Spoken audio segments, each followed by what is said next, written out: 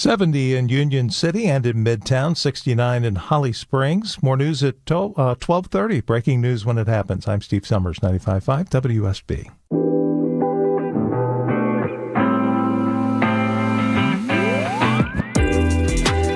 Well, would you look at that? It's a special edition of the Nightcap with Jared Yamamoto. Hi, I'm your buddy Jared Yamamoto, and you typically hear me every Saturday night from 11 to midnight. But of course, with our extended Hurricane Helene coverage, we had a big change-a-roo with our programming, and with the Dogs playing tomorrow at 7:30 kick, the entire WSB schedule got messed up. But you get a special 2-hour edition of the Nightcap with Jared Yamamoto. And oftentimes when we have this special coverage, one thing I love about WSB is everybody understands that with us being a news organization, it becomes an all hands on deck kind of thing, whether you're on the news side, whether you're on the traffic side, whether you're, again, no matter what department you're in, it becomes an all hands on deck event. And I've been here for 12 years, which is hard to imagine that I've been working for WSB for this long. But to see us still pick up and no matter what the circumstances and deliver for the Atlanta area time in, time out, it's just a refreshing feeling. And one of the reasons why I always get called up to do the late night shifts for this stuff is because, again, we weren't sure what Helene was going to do. We looked at the path initially, and it was, there was the possibility that it was going to go right through Atlanta. But smartly, for anybody on the traffic side, Helene was smart and decided, I want to avoid metro Atlanta traffic and go around it, go over to the east. And, I know that our brothers and sisters down in South Georgia, Central Georgia, and East Georgia, and in North Carolina. I've had a buddy that lives in Asheville that was texting me earlier, showing me pictures of some of the flooding and some of the mudslides that are closer to the Boone area. We're thinking about all of you, and I'm just glad that for the most part, it looks like it could have been a lot worse. I realize that not everybody's in the best situation from the hurricane, but at the same time, though, it could have been a lot worse than what it was. But the reason why the WSB likes to pull me into these scenarios is because I'm kind of a weather nerd. It's a weird thing. I make it a point, and I've brought this up before, that I think my love for weather started because my mom would just have the local weather, the Weather Channel, the local on the 8s on all the time. So, Weather Channel was on and would have this, the various programming, and then the local on the 8s would come up every 8 minutes. And I would be watching there, and I'm like, Mom, why in the hell do you keep watching this damn show? It's the same thing over and over. The green gets a little bit closer to Chattanooga, or the green gets a little bit closer to Atlanta, or the green gets a little bit closer to Raleigh, where we were living at the time. And I was just like, I'm like, this is so silly. But then as I've gotten older, I've found that I'm now doing the same thing. So I'm kind of a weather nerd, and I think that she got me into it. She loved when there were like blizzards and winter storms, and just would really get into the coverage. And she especially liked Jim Cantore. I know a lot of women like Jim Cantore, and meeting him a couple years ago was a really special moment because the Weather Channel's based here in Atlanta, and we obviously have top-notch meteorologists here at WSB, but getting the chance to meet him and say, hey, my mom's a huge fan, like he loved it, so it was a really cool feeling to do that. But I'm the kind of guy now, like, where even when I'm out on my boat on Lake Lanier just enjoying a Saturday, if there's even like one dark cloud in the sky, I pull up my little weather app and I'm like, okay, all right, here we go. And so much so to the point where my friends are like, well, what's the weather going to do, Jared? So even though I have no meteorological skills, people tend to lean on me for the weather. So here at WSB, people got word of it, and I've done Snowmageddon coverage. I've done all kinds of different coverage. And again, I'm here to tell you that thankfully, we were planning for a much worse scenario, and thankfully it didn't happen. But because of all the special programming and because of the Dogs kicking off at 7:30 tomorrow, I was like, I still have a show to deliver, and damn it, I'm going to do that. I'm going to give you guys a freaking great show tonight. I was teasing a little bit of this stuff with Shelly before because I know that on the political side, when there's a hurricane hitting your state, you tend to kind of put politics off to the side. So I have this legit question to everybody out there. And again, I'm going to start taking your calls at 404-872-0750, 1-800-WSB-TALK. Maybe you still don't have power right now. I know my in-laws are actually on their way to my brother-in-law and sister-in-law's place because they live in Dunwoody. They still don't have their power. And you're having to deal with all this madness right now, or all the lack of power. Maybe it actually hits you a lot worse than what I'm seeing out there. Let us know at 404-872-0750. But there are a couple things that I really wanted to bring up tonight that I thought were really, really interesting. Number one, I teased this with Shelley before, but I noticed that Kamala Harris went down to the border for the first time in this campaign. And for me, if you know me from the Von Hessler Doctrine and you know me from my Nightcap, what I have done through this whole election cycle is I have tried to be as open-minded and as honest as possible while trying to look at both Donald Trump and Kamala Harris. And I know it's a Friday night. We're going to have fun. Believe me, we're going to talk about the iPhone sticker policy going to clubs. We're going to get to that stuff here in a second. But I have a legit question for people out there with Kamala Harris, because what I've learned being in the news industry for 12 years here at WSB is that oftentimes politicians like to wait until Friday to get something done that they don't necessarily want other people to hear about, because oftentimes you move on with your life, you go start doing your thing, and that's totally okay. I get it. It makes sense. You should give yourself a mental break away from all of the news craziness that's out there. But why, if immigration is such a big deal in the 2024 election cycle, why is it that you would wait until a Friday when a hurricane is hitting the southeast of the United States to go down to the border? It seems to me that you're trying to cover up and maybe potentially appease a part of your base that doesn't want you to go to the border. Maybe there's a part of the base that she knows that wants open borders. And I'm just legitimately curious, because going to this election, I am probably going to vote third party. I'm at this point, I know who Donald Trump is. There are things that I like about Trump, and there are things that I cannot stand about him. But we've known him for 10 years now. I know who he is. I get it. I'm like, okay, Trump, you're over here in this category. Kamala Harris, I keep asking her. I'm like, tell me something. Give me something. Like, I don't need the rehearsed report from you right now. I just need, who is Kamala Harris and who is the real person behind the politician. And I'm giving her every shot possible. I'll play some of the audio that I grabbed from the week from her, and we'll talk a little bit more about her. So again, this was the other story that I really, really wanted to bring up too, is there's a new policy at some nightclubs in Europe where you have to cover your phone camera with a sticker when you go in there. I have my thoughts about that. We'll see what you guys think about that. Even if you haven't been to a club recently, maybe you're going to the bar down the street, and let's say you go over to the bouncer of the bar and you tell him, you're like, hey, you know what? I want to come in here and just grab a drink. All right, that's cool. You can come grab a drink, but here's the deal: you got to put a sticker over your camera lens there. Some people, I can understand why they'd have mixed feelings, but in Europe, they're claiming that it's creating a bit of a need and a want to get people to get into these clubs. So we're going to definitely talk about that later on in the show. I also want to give a lot of credit, because it's a hate week here in Georgia. Like, whether you're going to Tuscaloosa to go watch the Dogs, hopefully trample that freaking Crimson Tide tomorrow.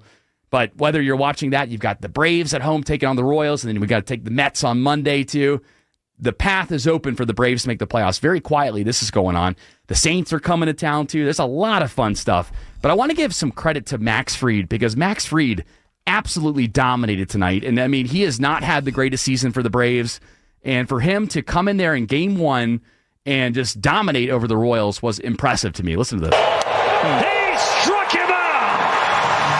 8 strikeouts, 8 scoreless, a masterpiece from Max Fried. See what he did there, a masterpiece there. So Braves are taking care of business. As I mentioned with Shelley, the Mets have already lost. So we are both tied for the last wild card spot. So you got a lot of good games going on.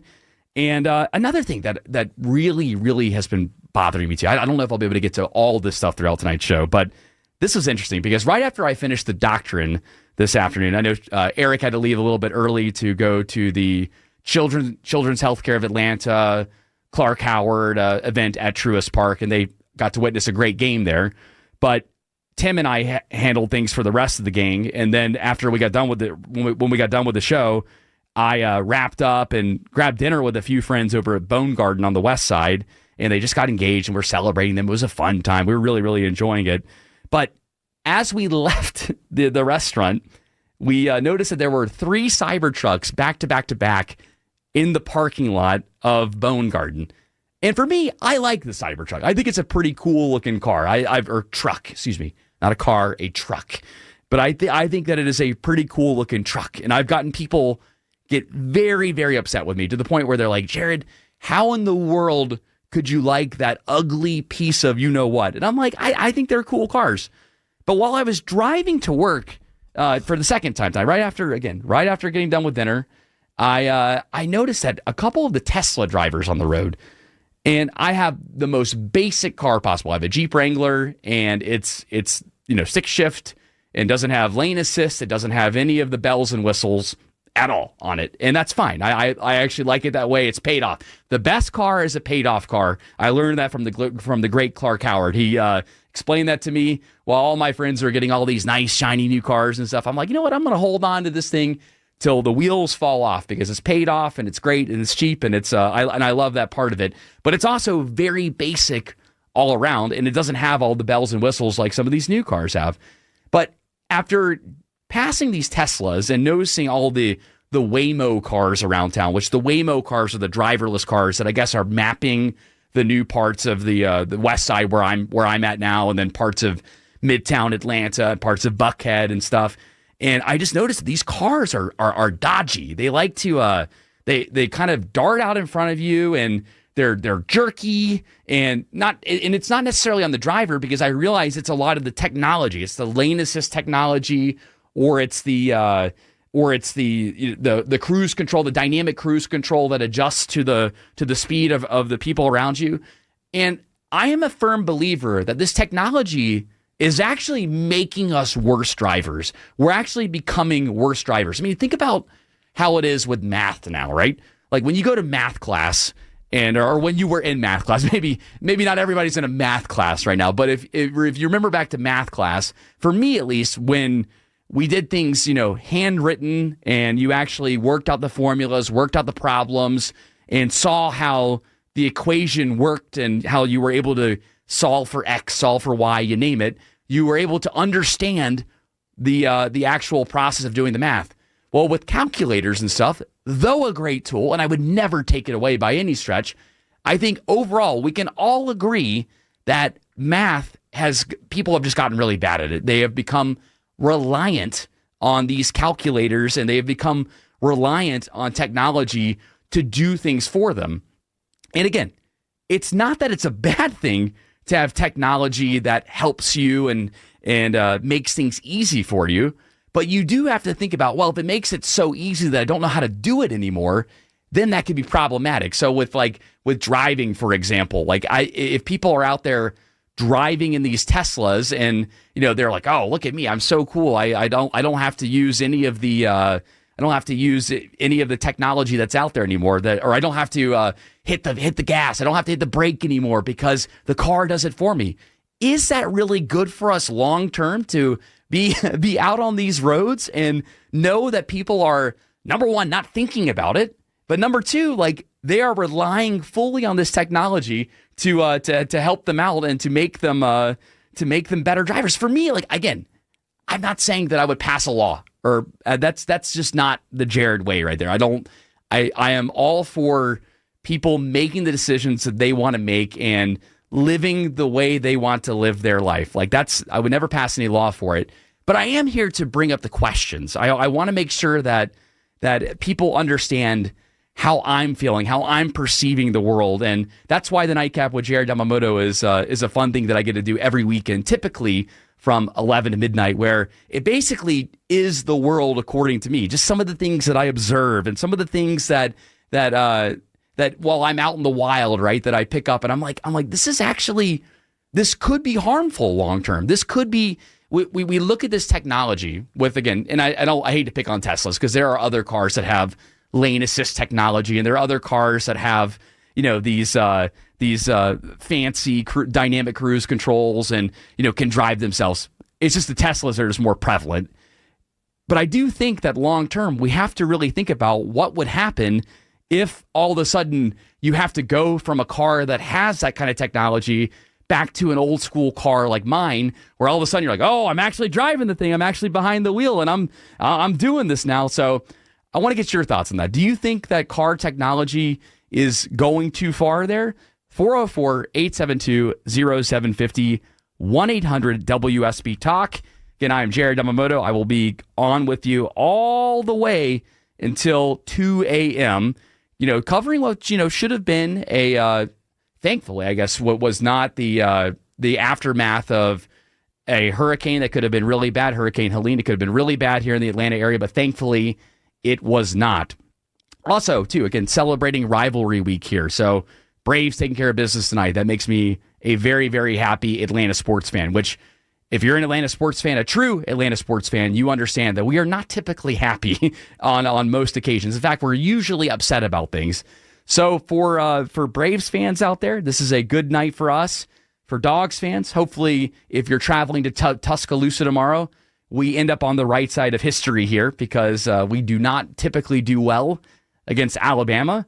But I can tell you, I went to Tuscaloosa last year, and my brother-in-law, soon-to-be brother-in-law, he went to Alabama, bless his heart, and we went out there. This was my first time actually going to Tuscaloosa, going to Bryant-Denny Stadium, and kind of seeing the tailgate atmosphere around the stadium and enjoying some of the bar atmosphere. Number one, how in the world can college kids afford a $60 cover to get in the bars that are around these college stadiums now? Like, I mean, I'm telling you, like if it had been me, there was not a chance I would have been at any of those bars when I was in college with a $60 cover. And I saw some places that were as high as $80.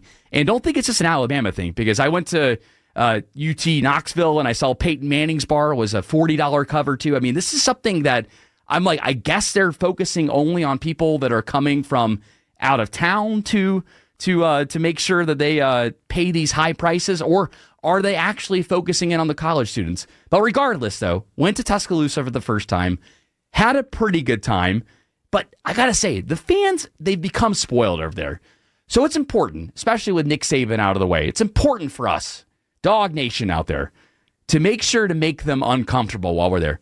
Don't get any fights. I'm not asking for any fights. I see you, Jason, over there. We're not going to get any. We're not getting any fights with any of the with the Bama fans over there. I want to encourage and make sure that that we make them a little bit uncomfortable. Maybe give a few barks at them. That's okay. Get bark a little bit at them, but they've become too comfortable with winning, and they just think that because they have a new coach and we're still the same old Alabama, we're still doing fine.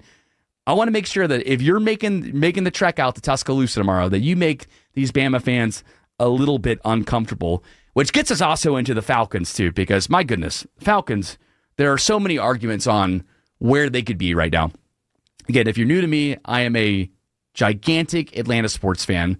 So my whole life has been torment, aside from 2021 with the Braves winning the World Series, 2018 with Atlanta United winning the MLS championship, and then 1995 when the Braves won the World Series. We dare not speak of the Super Bowl that happened in 2017, but for the 2016 season, we do not speak about that here on these airwaves. But for us, man, if there's one team that I just cannot stand, oh my goodness, the New Orleans Saints, Falcons.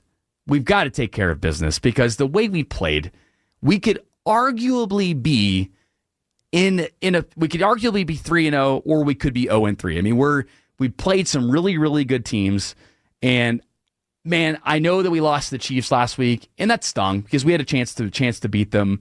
But it would be amazing if we could take care of business at Mercedes-Benz Stadium after the humiliation that the Saints did to us last year, where they decided to run the score up on us. It would be so amazing just to beat them. You know what? I don't know, maybe like 54-0 or something like that. That's all I ask, 54-0, and that we take care of business against the Saints. Again, 404-872-0750, 1-800-WSB-TALK. I realize I've brought up a lot of stuff here. So again, if you're out of power right now, Hurricane Helene, you're still waiting for your power to come on, let us know about it. Just call in at that number, 404-872-0750, 1-800-WSB-TALK. Even Jason behind the board right now, his power is out too. So he's coming here enjoying the fruits of the AC here at WSB. So I get it, man. So people are still, I know that for most of us in Metro Atlanta, especially where I was over on the west side, I expected, because there's a lot of construction where I'm at. My area is growing so fast where I am near the West Side Park, where some intersections become unrecognizable week to week because of all the development that's happening over there. So I thought for sure, okay, well, there's going to be more open spaces, which means the wind can actually catch up and can cause some problems down the line. But thankfully, we were okay on our side of town. I realize not everybody was in the same circumstance. Well, I want to hear from you about how your situation is going now. Also, again, rivalry week. Got a lot of stuff going on with all the big games this weekend. Let me know about that.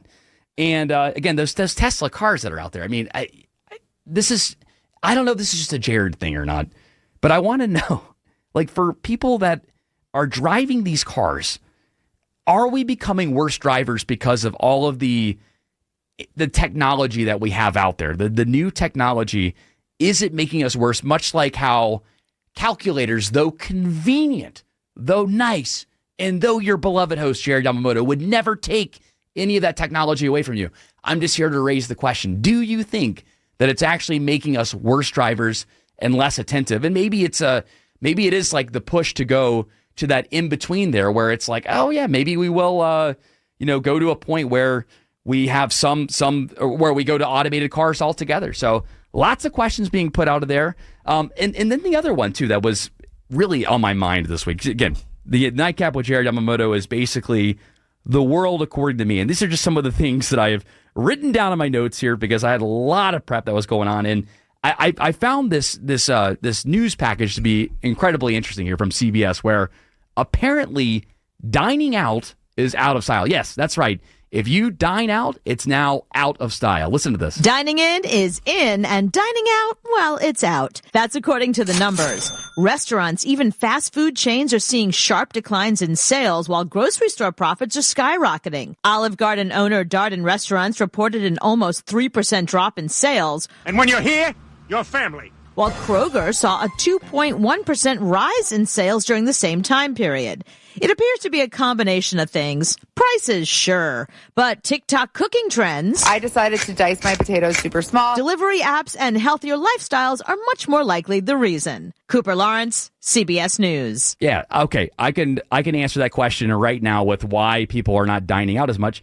It's because the economy is not as good as people believe right now. That's the reality with things right now. So that's the reality with what's going on. Don't try to come up with these excuses for why it's just out of style. People want to eat in now, Jared. They want to eat in. No, it's because these are silent indicators that the economy is not as good as it seems right now. And this is what you'll get here on the Nightcap with Jared Yamamoto. The truth. I got a lot of questions out there. Taking your calls at 404-872-0750, 1-800-WSB Talk.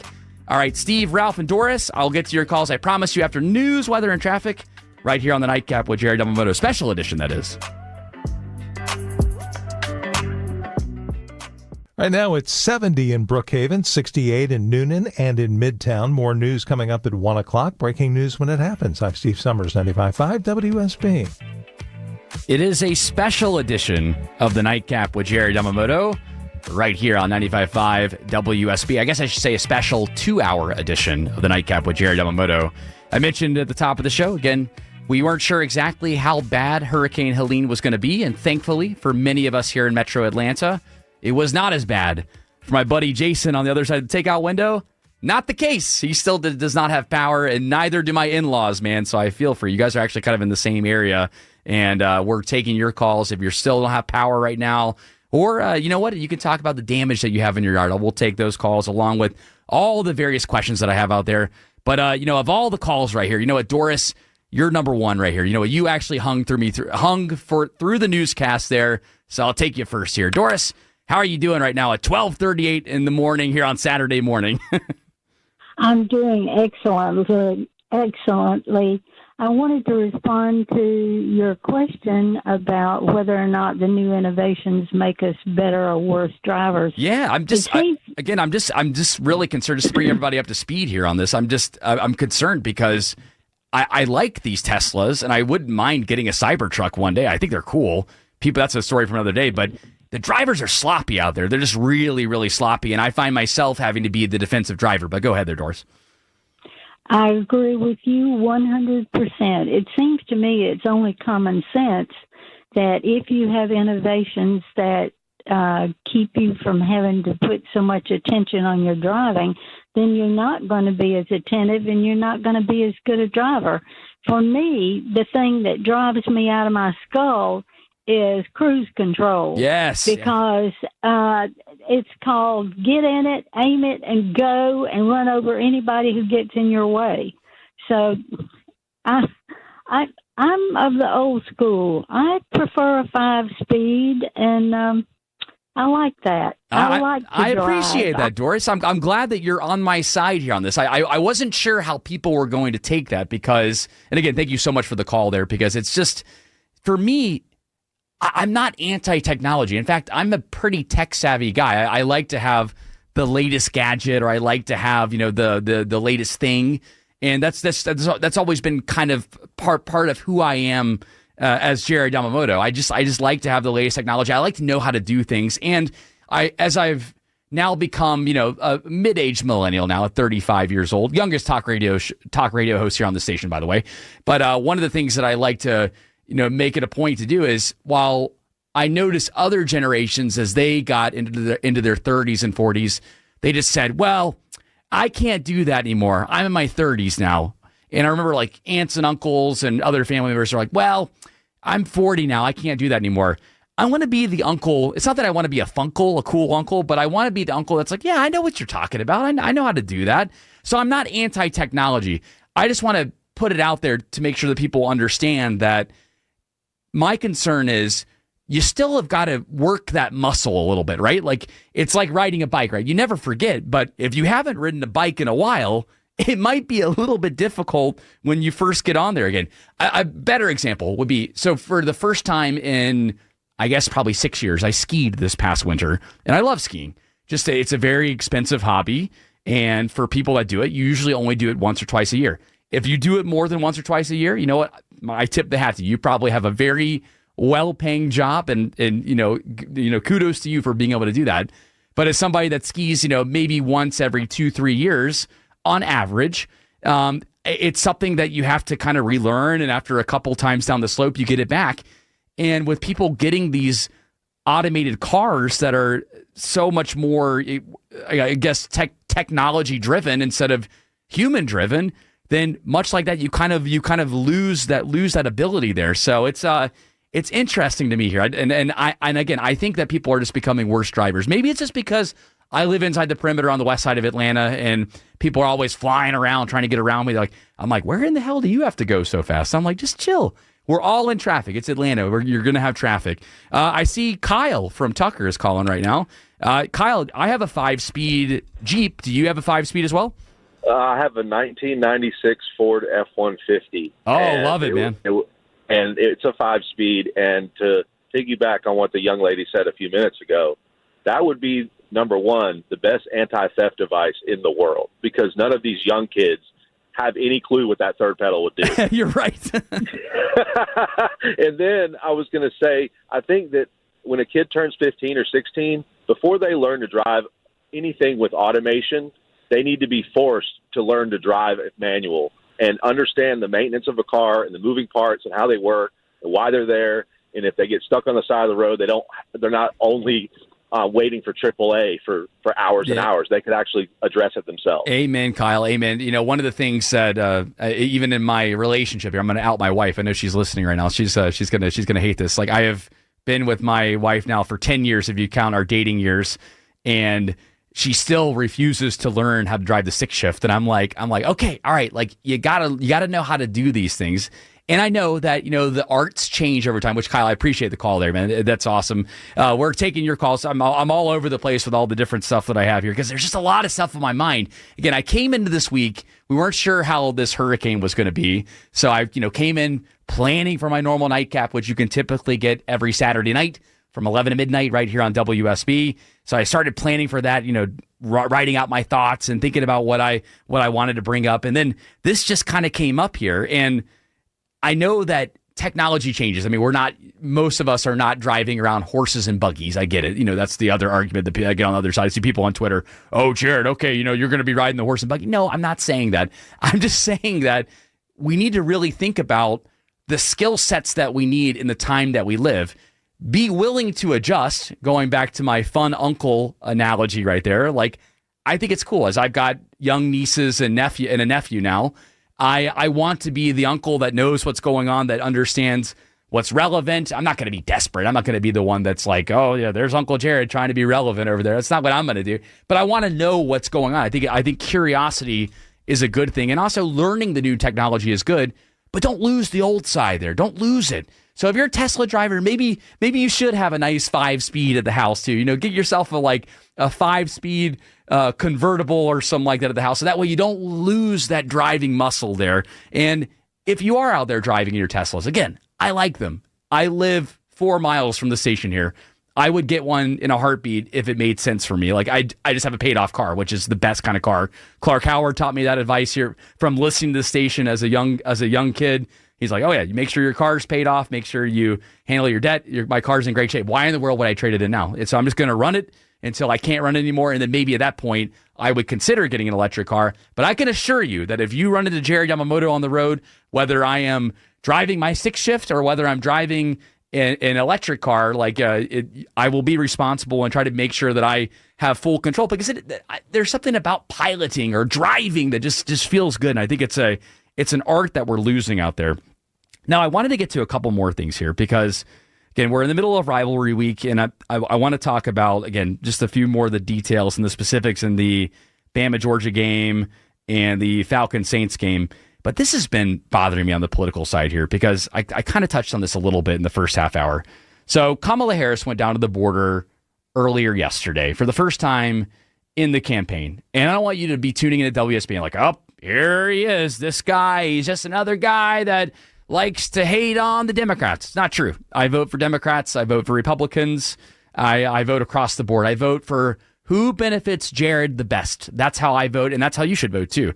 I know it's an unpopular thing, but people tend to just say, well, I know that my values used to be this, but this person is better for me, and therefore I will vote that way. I don't think like that at all. There are just some things in this presidential campaign with Biden, for example. I was completely lost on him. I was not going to vote for him. I didn't think he was fit for it because what I do here on WSB, I produce the Von Hessler Doctrine. I have a kind of an inside window as to what was going on with him. I've been watching and covering him for a couple of years, and I was just concerned as a voter. I'm like, there's no way I can vote for this guy. But with Trump, I kind of know what's going to happen with him there. And for me, there are things that I liked about the Trump presidency. Overall, the economic policies were good, and I do think that the package I played before where people over at our friends over at CBS News, our friends, I should say, are suggesting that dining out is out of style, but dining in is in style. No, it's not that it's in style. It's because people don't have the income to be able to eat out with the same regularity that they did. So that is a canary in the coal mine that the economy is not as good. So right now, Democrats are kind of losing on that issue. And for me, what I've tried to do over the past couple of weeks, to the point where people have gotten really, really mad at me. They're like, Jared, why in the world would you listen to what she has to say? Because once the handoff happened between Biden and Kamala, which we can get into all the specifics of that. Number one, the party that preaches that they're the party of democracy, then doesn't have an election and allows the top donors and the elites of their party to decide who the next person is. Great. That's an oxymoron altogether. But already I'm like, okay, even despite that, I'm still going to listen to what she has to say. And through this, I'm finding that she's just being too safe on the campaign trail. I know damn well that Trump, if he gets in office again, that there are going to be fights every single week, and it's going to exhaust the American people. He's going to step on his good news. He will not be able to help himself. That's just how he is. That's his personality. And if you like that, I get it. I'm not here to tell you that you should not vote for Donald Trump. I'm not here to tell you that. But for me, as somebody that covers and wants some stability in the United States of America and some friendliness across the world, I'm not saying we have to appease or be weak. I want America to win, but I would like a little bit of stability and a little bit of nicer rhetoric. That's all I ask from my politicians here. So I've been listening to Kamala Harris, and she keeps blaming things that are going on currently on Biden, basically. She's saying, well, if I'm president, I'll be able to make sure that I can stop the price gouging, which there's no way that she'll be able to stop price gouging because she claims that it's a supply chain issue. That's not what's going on right now in American politics. I'm happy to get into the details of that and explain why, but that's not what's happening. What's happening is people don't have the same amount of expendable income anymore, and prices across the board have gone up. And the way that you do that is you continue to tamp inflation. And right now, the Federal Reserve has kind of responded the right way there by lowering interest rates, assuming that that inflation is not going to go up any higher. But what's been interesting, though, is it's been almost like both Kamala Harris and Donald Trump have been blaming Biden for this previous 4 years in a weird way. I know that not everybody follows the campaign trail like I do, but it's weird because technically she's the vice president. And for me, I've been questioning. I'm like, there's no way that if she is promising that she can implement these policies on day one, why couldn't she do it now? Like, is she just not in control? Is Biden not in control? Well, Biden was on The View earlier this week, and he said a lot of things. I've got to play this one really long cut of him where he just kind of goes into old man mode, and one of the main reasons why I was not excited about him. But first, this was the big indicator for me right here that Kamala Harris needs to be a little bit more honest about exactly what levers of power she's in control of within the executive branch of the United States of America. Because Biden admitted this on The View. This is eye-opening here. And as vice president, there wasn't a single thing that I did that she couldn't do. Mm-hmm. And so I was able to delegate her responsibility on everything from foreign policy to domestic policy. Okay, right there. We have not heard that on the campaign trail at all to this point. We didn't know what responsibilities were delegated and how much control she's had. So to be out there, follow me here. So to be on the campaign trail and to say that on day one of your presidency, January, we'll say, 23rd or something like that of 2025. I don't have the exact date in front of me, but that's when you take office. If you're already controlling these levers of power right now, how is it that you couldn't do that right now? Because again, Biden on The View admitted. And as vice president, there wasn't a single thing that I did that she couldn't do. Mm-hmm. And so I was able to delegate her responsibility on everything from foreign policy to domestic policy. So again, responsibilities have already been delegated to her. So again, this is kind of a strike against Kamala here. So now I'm kind of I might vote third party right now. Like, I'm just like, I know Chase Oliver here. He's from the Atlanta area. He's libertarian. Libertarians don't stand a chance. So I know people are going to be like, well, Jared, you're throwing away your vote. And I hear it from the Democrats that are my friends. Well, if you vote for a libertarian, it's like voting for Trump. And I hear from my Republican friends, well, if you vote libertarian, then you're probably going to end up helping the Democrats there. I hear it from both sides.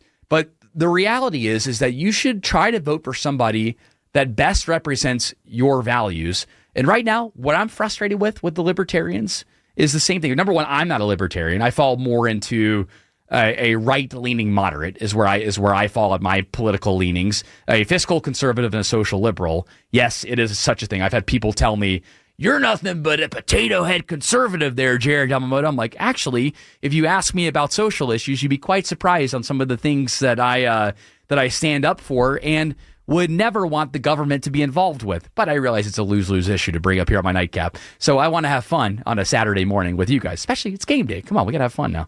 But these are just a few of the things that I just pick up on. I pick up on tendencies. I pick up on trends. And for Biden to say that during that interview it was eye-opening to me. A couple other things that came out of his interview on The View here was, again, like when you drop out of the race, like you've lost, like you're conceding the race. You're taking a knee and you were conceding the race. And Biden said this about Trump here still after he's already dropped out. And Mr. President, do you think had you stayed in the race, would you have won? Yes. Yeah. I was confident I would beat Trump. Listen, he's a loser. So you're calling him a loser still, despite you dropping out of the race. So again, follow me here. Like, this guy drops out of the race, hands the reins over to, or hands the presidential baton over to Kamala. They have not been specific until that moment where he talked about how he delegates responsibilities to Kamala Harris that to explain exactly what levers of power she's in control of now. So these are all things that, as a voter, I'm taking into consideration because I just want people to be honest. Like, who's going to stop the big party interests on both sides? Because within the Democratic Party, within the Republican Party, you have big party interests, and you have these the influencers at the top, I guess, for lack of a better term. You have the party heads that are obviously going to be talkative. On the Republican side, you'll have the moderates. You'll also have the Trump supporters. You'll have them on one side, and then on the Democrats, you're going to have your Obamas, you're going to have your Clintons, you're going to have those families there. what candidate is going to be able to stand out and say, no, I'm so-and-so, and this is what I'm going to do. I'm going to push back on all of you and make sure that I get my mission out there.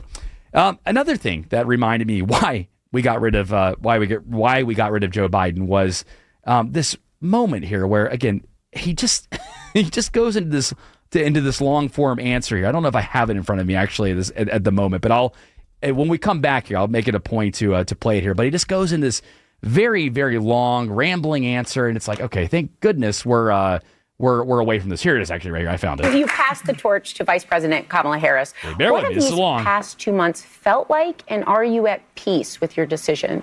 I am at peace with my decision. Look, when I ran this last term, I said that I saw myself as a transition president. Yeah. Transitioning to a new generation of leadership. Now, I know I only look 40, but I'm 180 years old. Cracking jokes, got it. But what happened was we were having so much success in getting things done that people thought we couldn't get done. Right. I found myself having used more time than I would have ordinarily to pass that torch. But working with Kamala, she is bright, she is tough, she's honorable, and the thing I like about her, and one thing we share in common, is that we have an optimistic view of the future here. Yeah. I mean, there's nothing we can't do. I mean, there really is. Okay, I've had enough of that one. That's just a very long-winded answer. Yeah, I've had too much success, which is why I had to drop out of the race. That's not what happened. Just politicians, please stop lying to us. We're not stupid. We are not stupid. And I'm not saying Republicans don't do this too.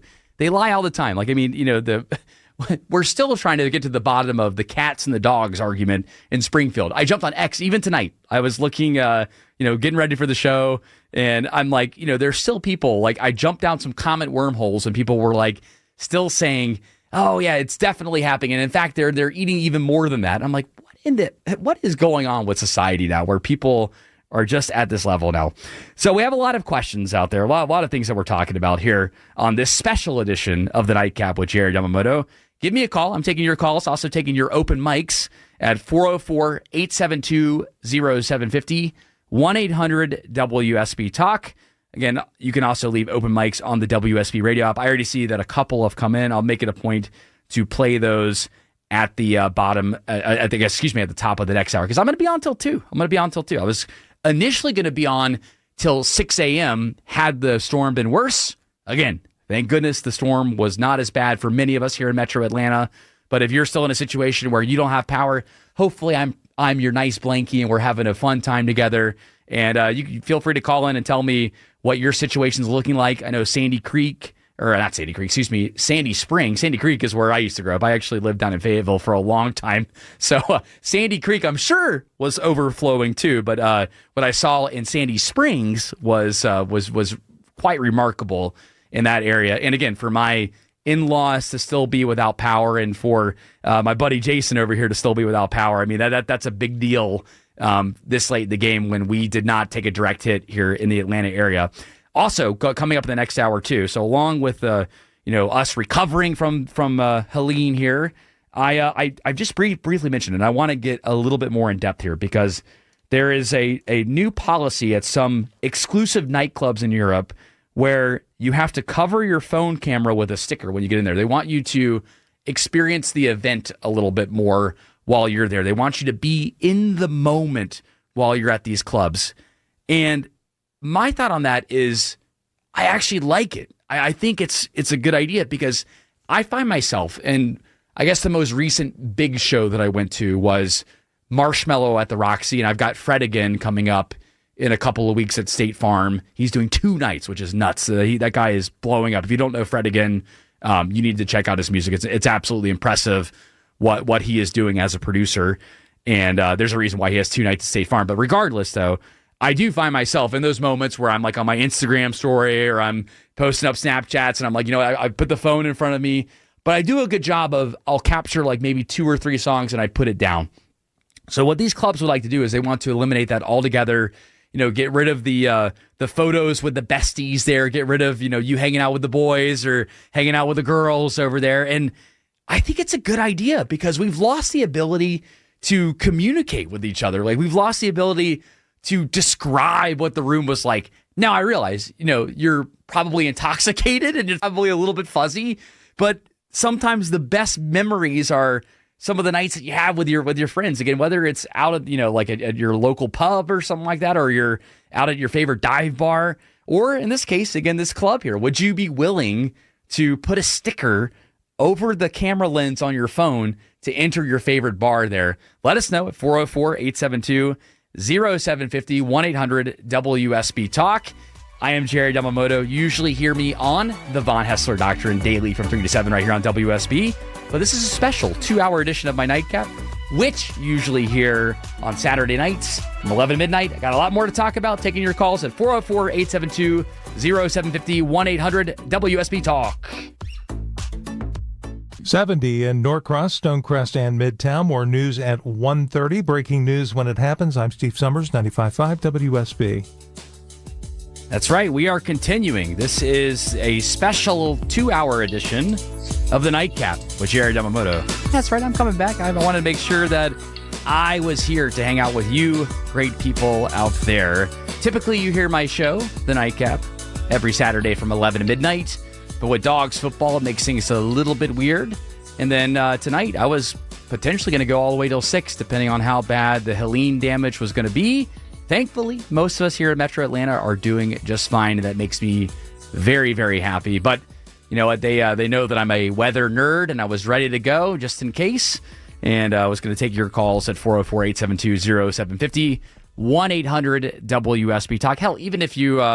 or your power just came back on, you could let me know about it. I'm looking at the Georgia Power map in front of me right now, so I'm actually seeing that, again, most of Atlanta looks pretty good right now. But, again, my buddy Jason behind the glass over here, his power still isn't on, and my in-laws left Dunwoody to go over to my brother and sister-in-law's place because they still don't have power. So I realized, remember, like, while you were thinking, wow, that's ridiculous, Jared, I have my power. And it's not the case for everybody out there. A couple other things I wanted to bring up tonight on the special 2-hour edition, because always on my Nightcap, I'm always prepping for 2-3 hours of radio because I'm used to producing the Von Hessler Doctrine. I want to say rest in peace to, as the British say, Dame Maggie Smith, or as we like to call here in the United States, just Maggie Smith or Professor McGonagall to me. It's hard watching these celebrities pass on like that. I mean, especially somebody that was a part of my life for so long. I mean, the Harry Potter movies, yeah, I'm going to say it. They're okay. They're not the best movies. I enjoyed the Harry Potter movies, but the books were much better. And people love those movies, but I find a couple of them to be quite forgettable. Really cool that they kept the majority of the cast together for that series. But to see Professor McGonagall go, I mean, you're now seeing a couple of significant members of that cast go. I mean, Dumbledore passed away a little while ago, and I believe Hagrid died too. So all the a lot of people. I mean, life is short. Freaking enjoy it. Make it count while you can.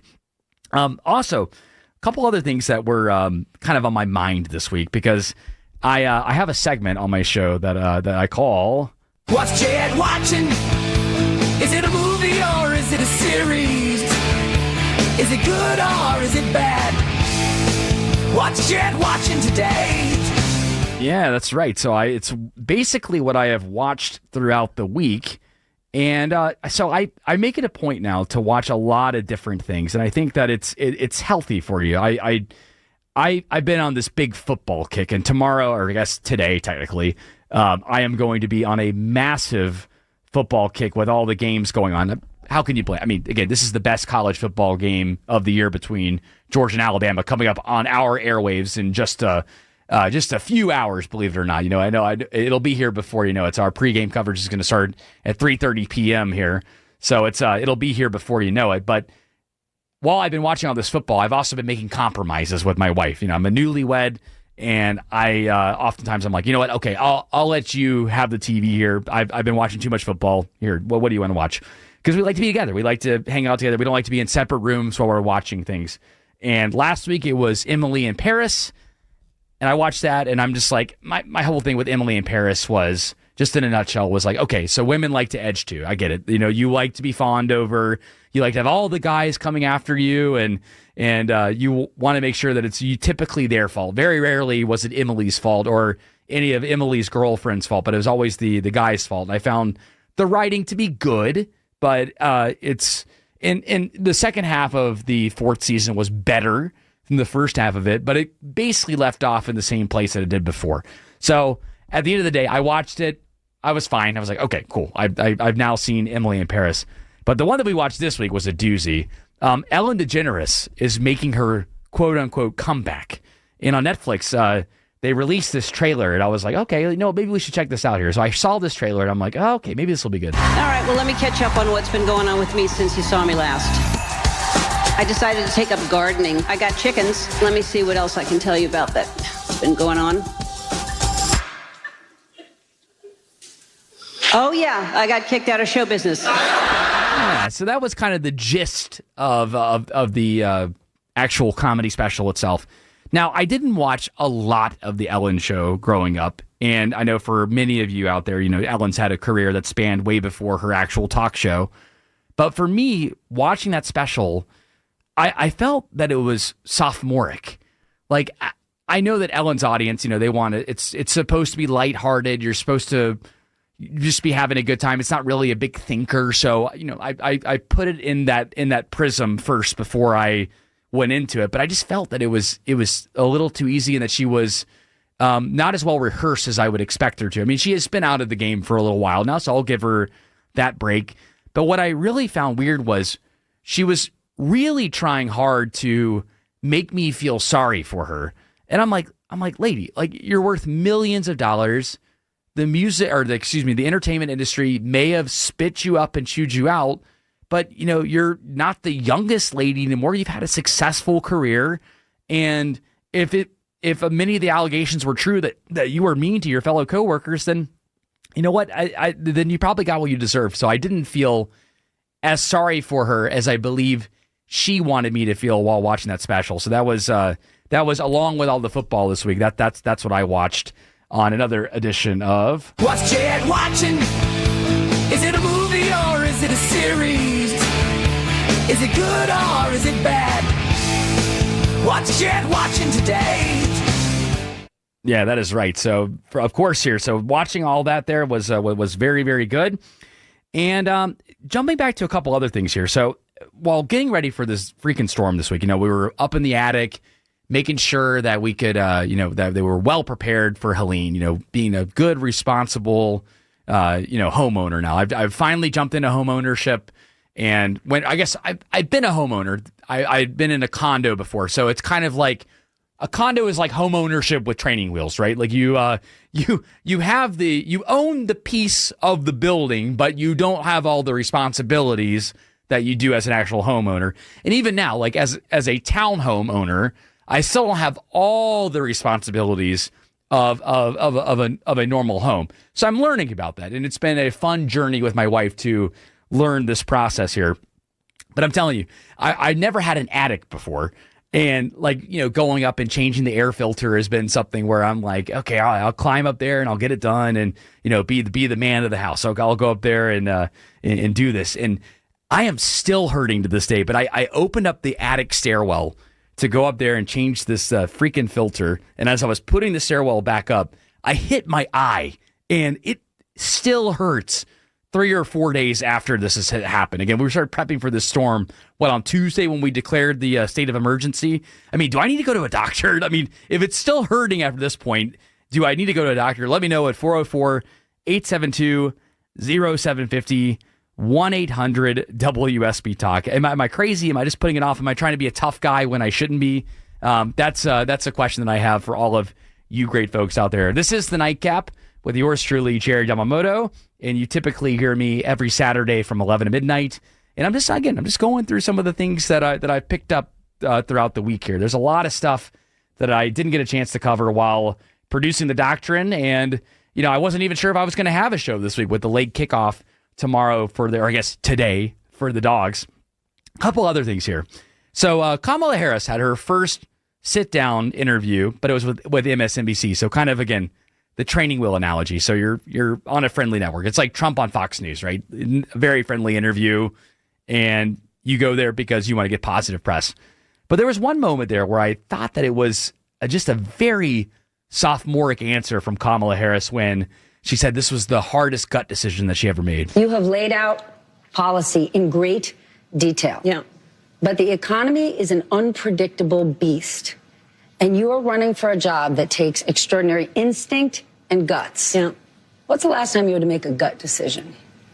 This here is very prescribed. It's very controlled. Yeah. Probably the biggest gut decision I've made most recently is to choose my running mate. Yeah. There were lots of good, incredible candidates. And ultimately that came down to a gut decision.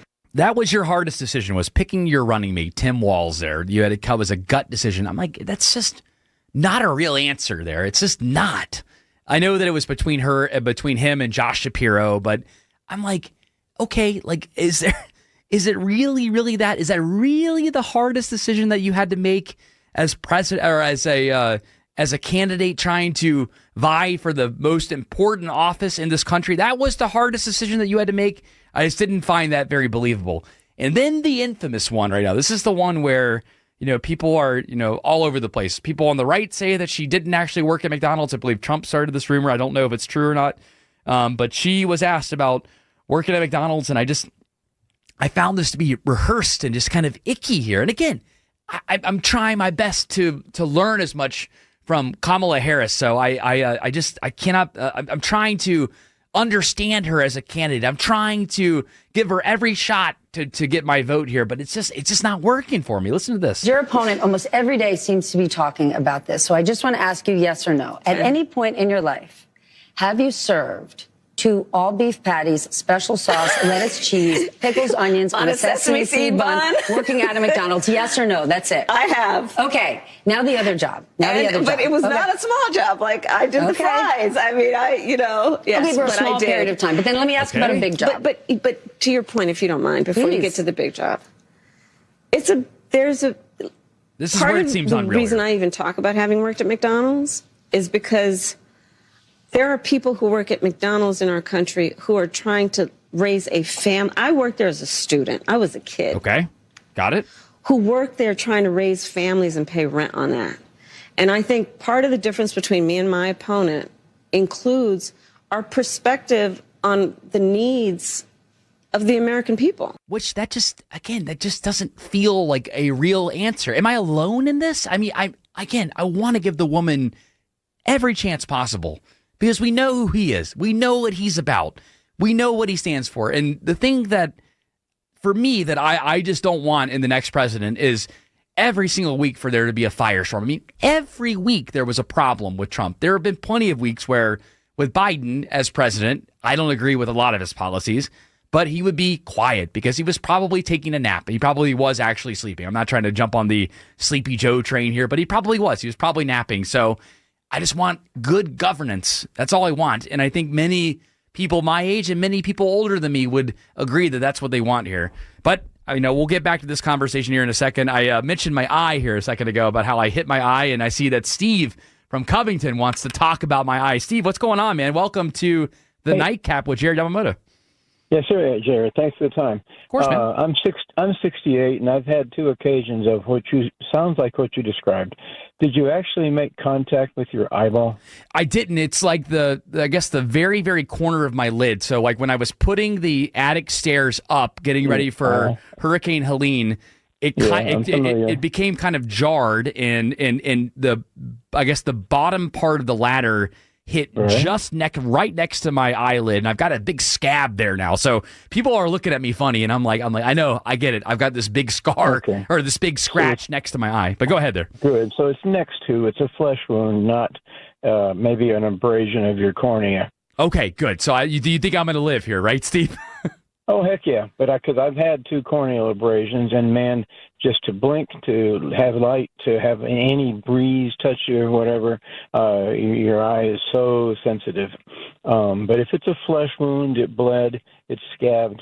It's just a very, very sensitive area. Okay, and, I'm sorry that happened, but anyway, I like your perspective on the election. We've got to make a very decisive choice. Yeah, yes, we do. We really do go into this election. I appreciate the call there, Steve. Again, we're taking your calls at 404-872-0750, 1-800-WSB-TALK.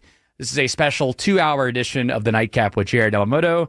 I know you usually hear me on Saturdays from 11 to midnight, but with all the Dogs game and the weather schedule, things got a little bit jumbled up this week. But hey, I got to take your calls now. It's fun. It's a good time, and I am taking your open mics as well too. I got this open mic during the last break here. I think this is quite comical here. Hi, this message is for Jared Yamamoto. Yes, I am from the future and have come back in time just to let you know that Chase Oliver does not win the election. Okay, thank you. Also, the Falcons do not win the Super Bowl. Like, how dare you? Just wanted to save you some time, maybe some money. Thanks. I appreciate that there, future guy. Look, he's playing along with the show there. I get it. As somebody that is a diehard Falcons fan that has struggled and dealt with the Atlanta sports, I mean, you can't say it's a curse anymore. You can't, because the Braves in 2021 took care of business, and Atlanta United really was the catalyst for that in 2018. Now, some people, especially those that are 45 and up, tend to dislike the fact that Atlanta United actually broke the trend in 2018 when they won the MLS Cup. But for those that are 50 and younger, I get it. You guys understand that Atlanta United was the big catalyst for Atlanta sports to go in the right direction here. So a lot of stuff going on. I'm happy that my eye is going to be okay, and I'm happy that people are enjoying my perspective on the election here. And I realize, again, it's an unpopular opinion to say that you're going to vote for a third-party candidate. I get it. I know. It feels like you're throwing off the vote here, but this is but the problem with having the problem with the current election cycle, and I don't want to be too repetitive, so if you missed any of what I said in the first hour, you can grab the Nightcap with Jared Yamamoto as a podcast on WSBRadio.com. Just look for the Nightcap or type in my name. It comes right up, JaredYamamoto. You can find me right there, or on my socials if you have any questions about what I said in the previous hour. I'm happy to enlighten you on that. But it really is, when you go to the ballot box and you vote, like, you should be voting for the person that benefits you the best. If your name is, Chuck, or your name is Ralph, or I don't know why I've used Ralph a couple times today, but Ralph, then you need to do what is best for you. I know when I go to the ballot box, I'm trying to pick somebody that benefits Jared the best, and I don't think about whether or not they're necessarily going to win or lose. That's kind of the problem with American politics now, is that it has become a sport there. I see Chester is calling in from Brookhaven right here. So Chester, hopefully you're agreeing with my analogy. Again, you've got to vote with who is best for you. Is that right there, Chester? Is that what you want to call in about? Yeah, I wanted to say, why don't you have your show regularly 2 hours then? Because I like that. Oh, yeah. Hey, I would love for my Nightcap to be 2 hours. You got to tell the bosses here at WSB to expand it out a little bit. But yeah, so during football season, oftentimes I get truncated down to like 30 minutes here, 30 minutes there. But, it's either way. I'm like, hey, anytime I get the chance to do 2 hours, it's great. I love doing it, and I appreciate you listening, man. But did you have any questions for me? How do you get your on the WSB app? Y'all mentioned so much about watching it, and my friend who's sighted clicks on it, and there's only a listen. They don't have there's no way to watch it. Yeah, so what you do is, I know exactly what you're talking about. Again, Chester, I appreciate the call there so much, man. Thanks for supporting the Nightcap, and I appreciate you. I'm assuming you're a Doctrine listener as well, too. Eric has taught me a lot, and I've learned a lot from many of the hosts here at WSB, and that's why I am now the youngest talk show host on the station, and I love getting to do live radio, no matter what time of the day it is. But what you could do to watch the live feed is, within the WSB radio app, you have a couple of, there's like a little box up in the corner, the menu box. Just go and actually go to WSBRadio.com through the app, and you'll see it actually opens up kind of the web page version of WSBRadio.com, of the WSB radio app. And when you see that, you can actually see the video there. And it should be available in the next couple of weeks within the app, where it'll be a lot easier to spot within that app there. But I appreciate that. That's awesome to hear about that. Okay, we're taking your calls at 404-872-0750, 1-800-WSB-TALK. Got a couple more open mics that we'll get to after news, weather, and traffic. And, again, we're covering everything here. In the first hour, I mentioned how I'm worried that Tesla drivers or just automated car drivers are making us worse drivers on the road, as I experienced coming in for my second shift here today. Again, did the Doctrine Live 3 to 7, went and grabbed dinner, and then almost got ran off the road by a Tesla who the driver was not paying attention. And my car is the most basic car possible. Taking questions about that. Also looking at rivalry week right now. Again, super pumped about the game later on today between Alabama and Georgia. This is going to be really, really fun. I think this is where Carson Beck really has to shine here. For me, people are saying that he is arguably the best quarterback going into the NFL draft next year. And I'm like, I don't know yet. I haven't seen enough of him yet over the past couple of years. I'm not saying he isn't there. I get it. I'm with you, Dogs fans. But I think this could be a defining moment for him to really say, hey, yeah, that's right. I'm going to be the top quarterback taken in this draft, and really kind of put himself back in the Heisman Trophy conversation. So big game across the board for both the Dogs and on the Alabama side too. I mean, just to give them a little bit of credit here, Jalen Milroe is a great little quarterback over there. So it's going to be a really fun game to watch. And there are a couple other games that are really, really good tomorrow too. I know I'll be watching very carefully the Braves wild card race right now. I am so excited that again, like the Braves are finally looking like they're awake and they're ready to go, and that they're playing at a high level again. I mean, Max Fried absolutely killed it tonight, and if the Royals, believe it or not, already clinched, so maybe this will be the chance where again the Royals will not decide to put out their best team out there, and then maybe it gives the Braves a chance to not make the games on Monday so important for the Braves. So again, taking calls about everything, whether it's sports. I got some entertainment news I want to bring up too. I'm upset with Chappell Roan right now, where she's saying that, I have to cancel some shows because I'm just not feeling well about things. I don't know how I feel about that. If I paid good money to go see a Chappell Roan show, she's the hottest artist of 2024, and she just canceled abruptly on me, I'd be pretty upset about that. 404-872-0750, 1-800-WSB Talk. More of the Nightcap with Jared Yamamoto after news, weather, and traffic. We'll be right back.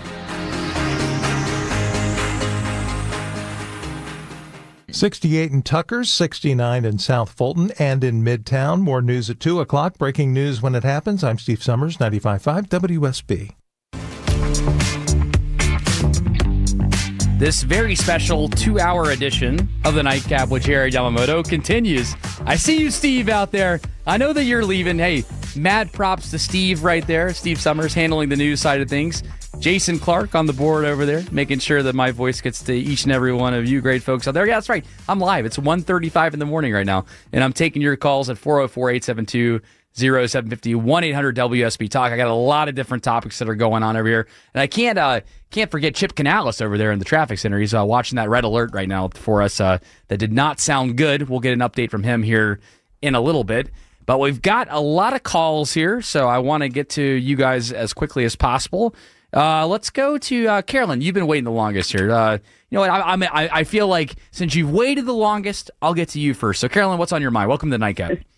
Thank you. How are you doing, Jared? I'm fantastic. You know what? It's this is when I'm just starting the night right here. So this is my prime time right here. So what do you want to call in about? Well, I wanted to make a point. When I hear you talk about how you worry about if Trump gets reelected, all the chaos that comes with him. Sure. And when I hear people say this, I always bring this point up to them. And I've changed a lot of the way people's minds, the way they think about this. When Trump got into office, the chaos, most of it, comes from the left. They immediately go crazy, start attacking him, the Russian collusion, the burning of the cities, and it's coming from the other side. It's not coming from Trump. Yeah, okay, Carolyn, I appreciate the call. Thank you so much about that. And I agree. Listen, both sides are just as guilty of creating this problem, no matter who's in office. Now, the thing with Trump, though, is that he picks these fights with like weekend anchors over at MSNBC. And he oftentimes, when he would have the best example to me was when he had some of the best economic news in this second or third year of his presidency. I mean, we were just thriving here, like 2017, 2018, just absolutely thriving. And all of a sudden he would just go after people for the wrong reasons and create problems when he didn't need to. And then I know people that work in his administration, and the way that they described working with him is it's as if you are like a sheep in a lion's den, basically, meaning that at some point, if the lion's fed, he's not going to eat you, but at some point he's going to turn on you about things. It's all about loyalty with Trump, and that's the thing that concerns me about him. I get it. I understand why a lot of people want Trump back in office, and the economy for me is incredibly important. In fact, it's probably the most important thing aside from the national debt. The national debt needs to be talked about way more than it is. I mean, people just don't seem to care that we're in a significant amount of debt right now, and we just think, oh yeah, we'll just spend our way out of it. But for Trump, I think that he could really, really benefit from just having a cooler demeanor and allowing his policies to speak for themselves instead of being who he is out there. I mean, after the assassination attempt, I came on these airwaves and I was like, wow, I'm buying him. Like, I like this Trump. He was subdued. He was humble. I think he'd be up by 10 points if he acted like that. But again, like that's just that's how he is, and we know who he is. And I have to unfortunately put him in the Trump box, as I like to say, the little Trump timeout chair over here, where it's like, okay, this is how his presidency is going to be. It's going to be a lot of fights, a lot of arguments, and the left doesn't make it easy. But at some point, though, like, you've got to learn to work with both sides a little bit, and the left is just as guilty of that too. I'm not here to say that they're not guilty of doing it, but you do need to be able to create a little bit of stability there. And at this point, it's not that I'm not voting for him. I just know what happens with him, and he can still sway me his way. Now, he is hilarious at his rallies. I do think that they're funny, and despite like how people are like, at this rally he said this, and that's what's the problem with America right now. I'm like, no, he's joking. He likes to be up there and be funny and be ridiculous. It's when he goes way, way off script that it's like, okay, dude, all right, like the dogs and the cats, do we really know? Like, are we falling for the, these extreme right-wing circles here? And the left wing has these circles too, by the way. Don't think I go after everybody here. Again, fiscal conservative, social liberal. That's your buddy Jared Yamamoto here. All right, I see Elon has called in here, and you wanted to talk about Trump picking fights here. Is that right? Is it Elon? Yes. Yes. Hi, how are you doing? I'm doing fine. How are you doing? I'm fantastic. I'm literally again, this is when my night gets going typically on a Friday. So to hang out with the entire city of Atlanta, the entire metro area, it's great. And hopefully you fared well from the storm there, Elon. Oh, I did. I didn't lose power or anything. I did well. So very can't complain about that. Well, I'm happy to hear that. I think Georgia Power has done an excellent job, and the first responders have done a wonderful job. But you called in. You wanted to bring something up about again. I got sports going on. I've got entertainment going on. I got a lot of different topics going on. What do you want to bring up? I wanted to piggyback on what that lady said while I was on hold. She said exactly what I wanted to say, so I'm not going to repeat it. But the confusion was caused by the left because the worst thing he did was beat Hillary Clinton. Oh, my God. Why did he do that? He beat the Queen. He should have never done that. They don't like him because he's independent. He doesn't need anybody, and they're all in their little club where they're washing each other's hands, and he's not part of that, and they don't like it. And when he gets in there, he's probably going to upset a lot of that stuff, and they just don't want him in there. Yeah, and you make good points there, Elon, which, by the way, thank you so much for the call there. But what you have to understand as president of the United States, and again, like for people, this is what I hate about what the left's doing right now. The left is saying, like, if he gets in office again, it'll be the end of all things. I'm like, we've already had him as president. We know what a Trump presidency looks like. And I just try to look at it from the lens of what it was like in the previous 4 years.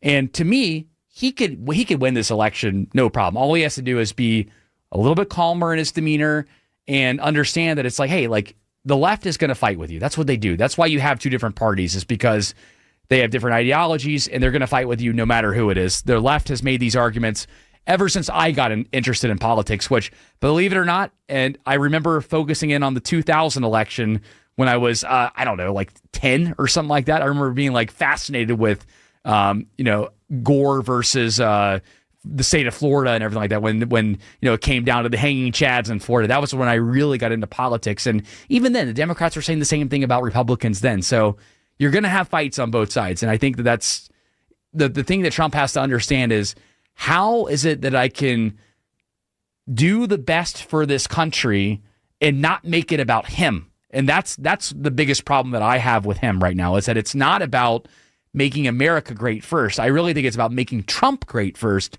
and then America. I'm not saying he doesn't love this country. I know he does, but he often makes it about himself. There's that narcissism in him that a lot of these politicians have. I mean, Kamala Harris, when she looks in the mirror, she definitely is a narcissist as well, too. Anybody that's crazy enough to run for president of the United States has a little bit of narcissism in them when they wake up in the morning and they put that little American flag pin on and they're like, I see myself as president of the United States. There is some narcissism that happens there on both sides. So I would just advise Trump. I would say, look, the left is going to fight you, but you're the president for everybody. And there is a way to influence and make sure that your policies are effective instead of tearing everything down every single weekend or every single week.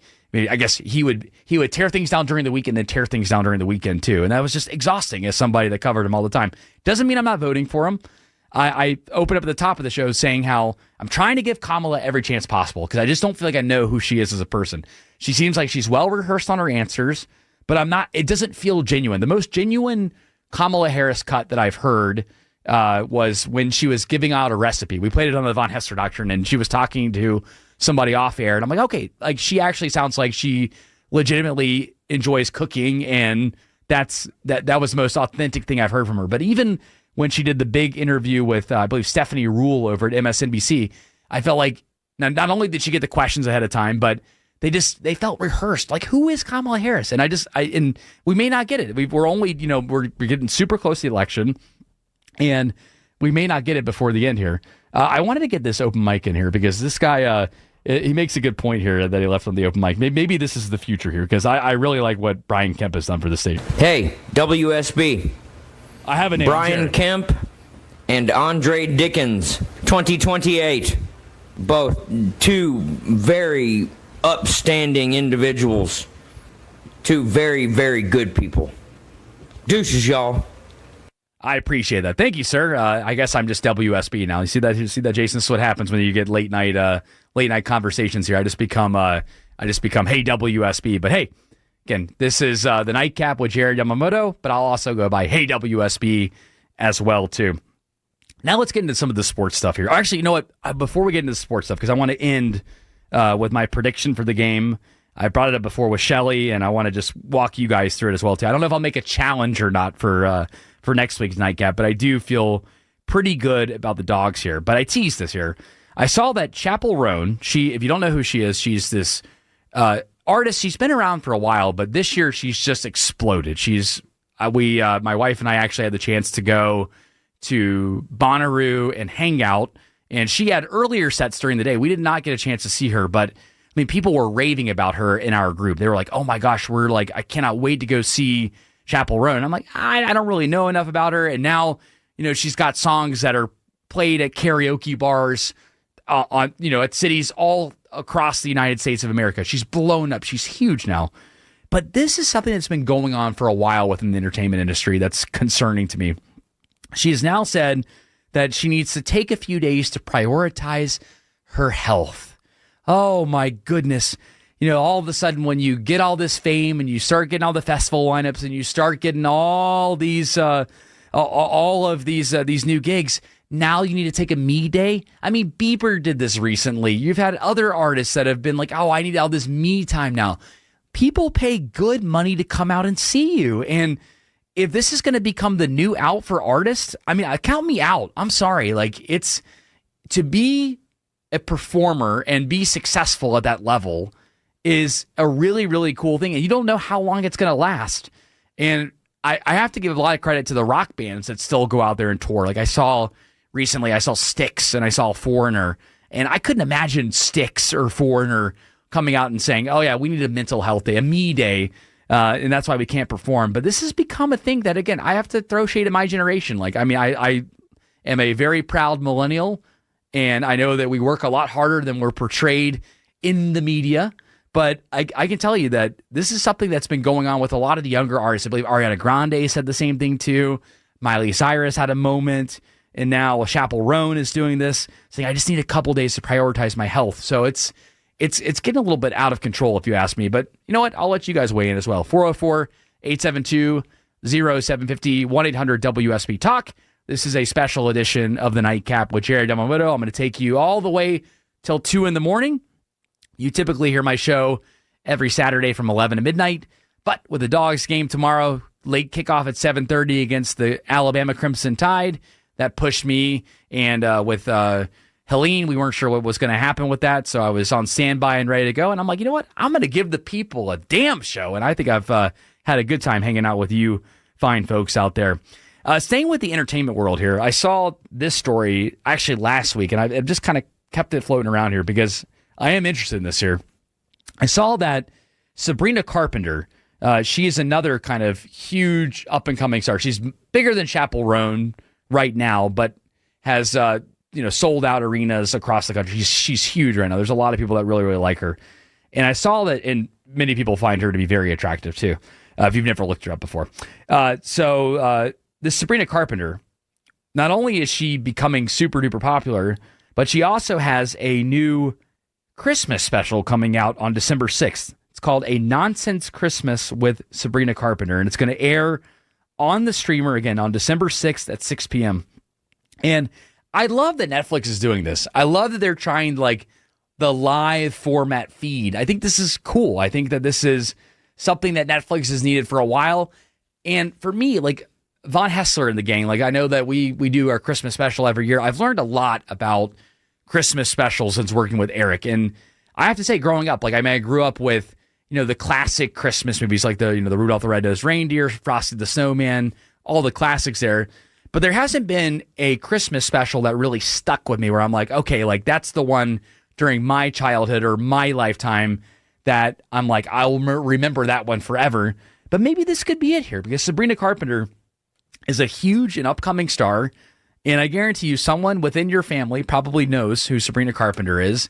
And with her this is smart. She should cash in on the fame. I don't see her taking a me day like Chappell Roan. She's actually going out there and going even further and trying to get more and more people to be exposed to her. I saw her at a festival a couple of years ago, and she was fantastic. Just had put on a great show, and you should definitely check her out if you get the chance. And I'll be watching her Christmas special on Netflix as well.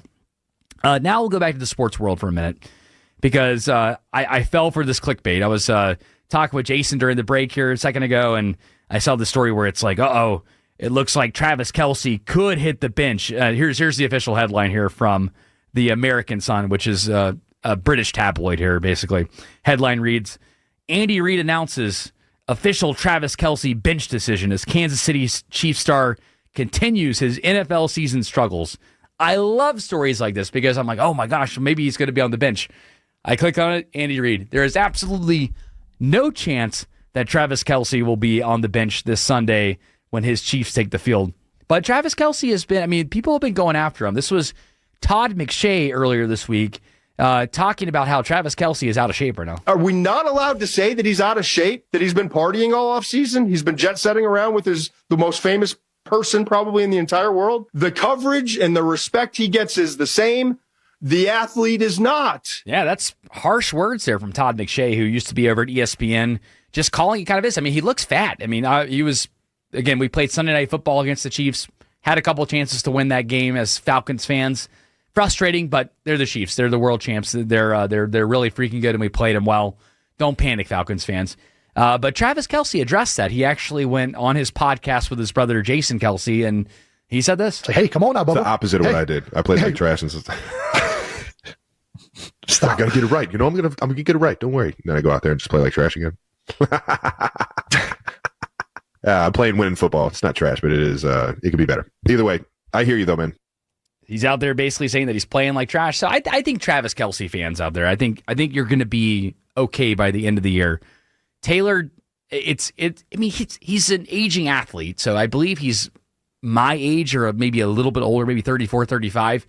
And in the NFL world, that's pretty old. He's had a remarkable career. He's going to be a Hall of Famer, and it happens. Sometimes you just end up losing that step, and you end up not being the same athlete. And for me as a Falcons fan, even though we lost him, I was grateful to see our defense shut him down. I mean, maybe that's the case too. Maybe we just had a good strategy to shut Travis Kelce down during that game there. Now let's get into the big games here, because again, mentioned this at the top of the show. It's a true hate week here in Georgia. We've got our Dogs taking on Alabama in just a little while here. 7:30 kickoff right here on 95.5 WSB.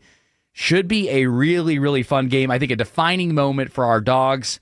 Bama's really good, though. I mean, that team, I think, dropped like 30 on South Florida in the fourth quarter. It was actually a really close game going into the fourth quarter, and they were able to come and just explode on offense in the fourth quarter, and that just shows how good Jalen Milroe, their quarterback, still can really be.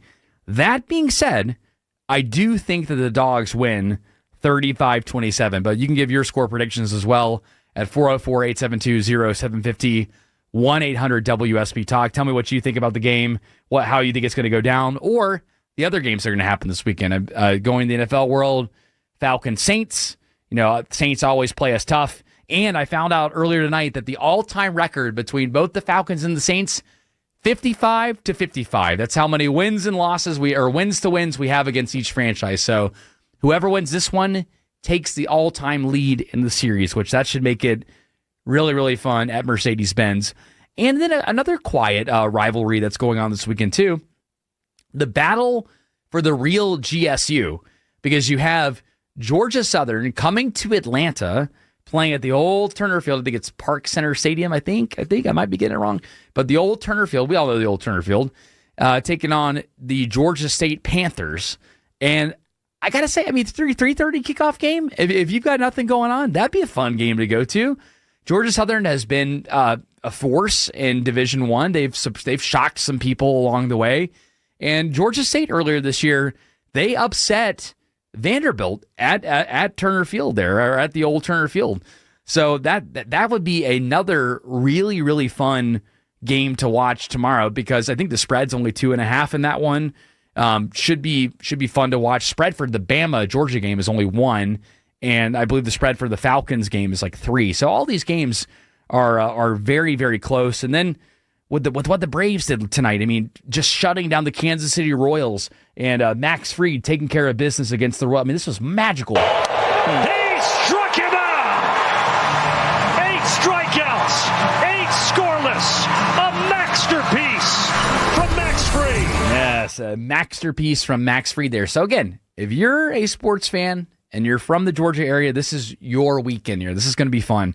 And even my West Georgia Wolves, we're taking on, I'm a proud University of West Georgia grad, and we just won Division I this year.